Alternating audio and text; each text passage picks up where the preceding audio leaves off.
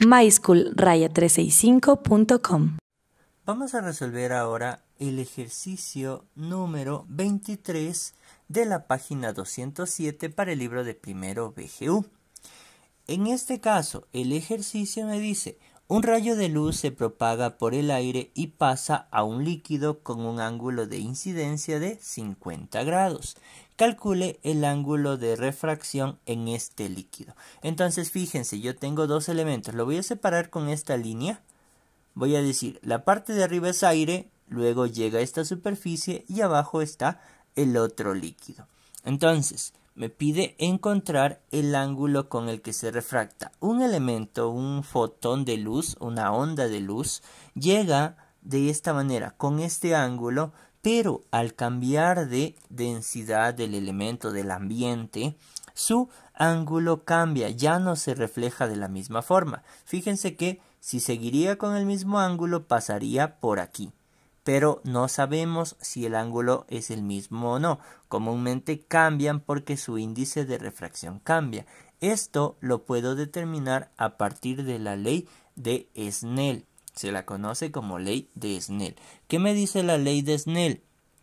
El índice de refracción de un elemento 1 por el seno del ángulo 1, que es el de refracción, el incidente, perdón, el que llega, el ángulo incidente, es igual al índice de refracción del segundo elemento, que en este caso es de este líquido, por el seno del ángulo refractado. Es lo que va a pasar, el ángulo que está acá, que no conozco, seno del ángulo 2.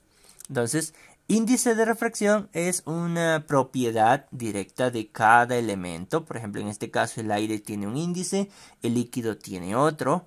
El seno del ángulo, el ángulo en el primero estoy hablando ángulo 1, ángulo de incidencia. Es el ángulo que se forma entre esta línea vertical y el fotón o el rayo o la onda de luz incidente que llega. Entonces aquí se genera este ángulo. No acá, fíjense, no es acá, sino es con el eje vertical, con un eje perpendicular al cambio aquí donde estoy donde están los dos elementos, tanto el aire como el otro líquido. Entonces ahí en un perpendicular de ellos, entre esa perpendicular y el rayo incidente, es que se forma el ángulo de incidencia, ¿sí?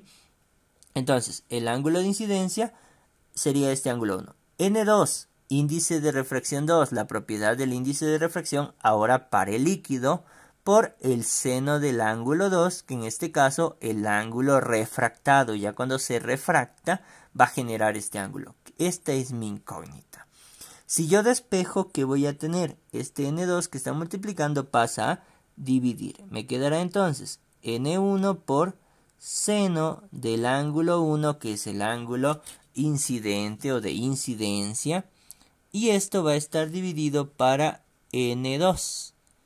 Igual a seno del ángulo 2, seno del ángulo refractado. Ahora, yo no necesito el seno del ángulo, me pide el ángulo. Entonces, yo voy a invertir primero, ¿no? Seno del ángulo 2 va a ser igual a N1 por el seno del ángulo 1, que es el de incidencia, y esto dividido para el índice de refracción 2. Lo último que me quedaría es reemplazar los valores.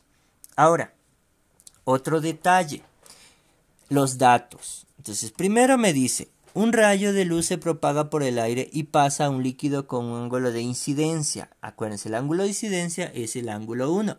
Entonces, mi primer dato, ángulo 1, que es el de incidencia, 50 grados. Segundo dato, calcular el índice de refracción de este líquido, el ángulo de refracción, que sería θ2 de este líquido, y fíjense, me da el índice, en este caso, de refracción para el líquido.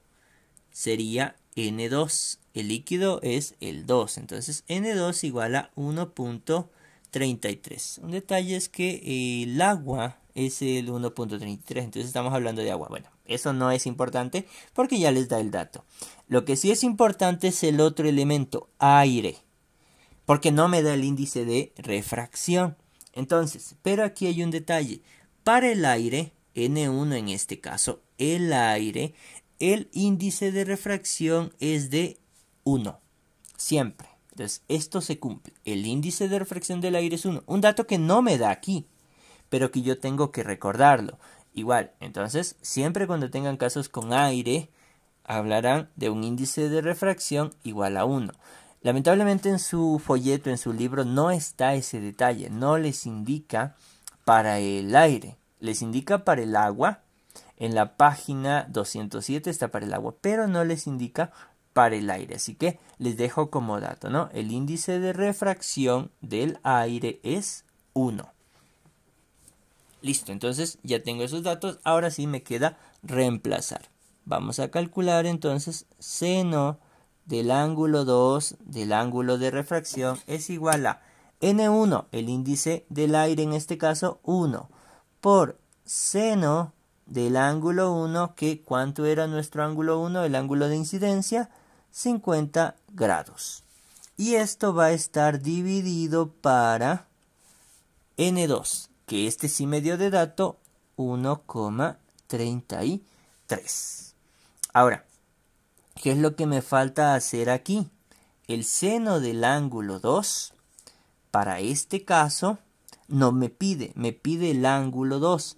Entonces, ¿yo qué voy a hacer? Despejar. Ángulo 2, ¿cómo elimino seno? Pasándolo al otro lado como arcoseno o seno a la menos 1 de ¿cuánto me queda aquí? Entonces, esto yo lo puedo calcular. El seno de 50 por 1 y dividido para 1,33. Entonces, esto me va a quedar 0, redondeando, me queda 58. Y por último, entonces, el ángulo 2, que es el ángulo de incidencia, es igual a, y saco en este caso, el seno a la menos 1 de 0,58. Y me dice que el ángulo de incidencia entonces tiene un valor de 35,17 grados. Este es el ángulo de incidencia.